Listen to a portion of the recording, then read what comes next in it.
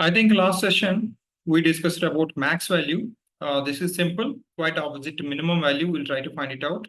So if you'd like to learn more tips like this, please subscribe my channel, Rise Your Skills. Let's try to find across rows what is minimum value.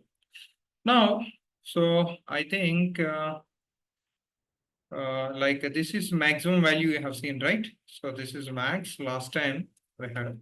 Let's put it here, minimum value. Min value.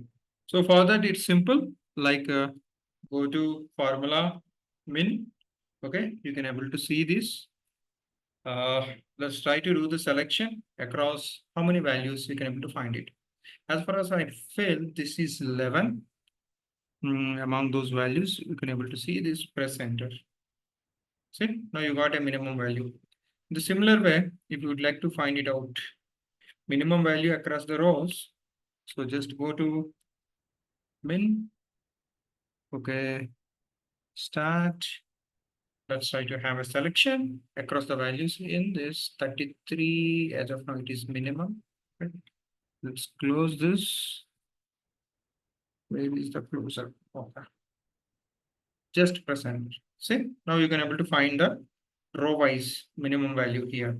The similar way, column wise, this is the minimum value out of those values.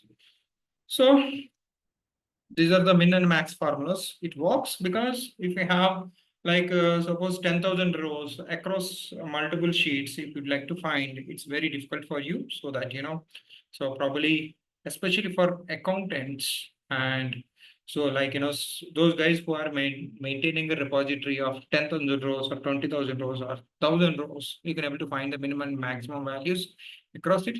Thank you so much. Thanks for joining this session. Have a great day.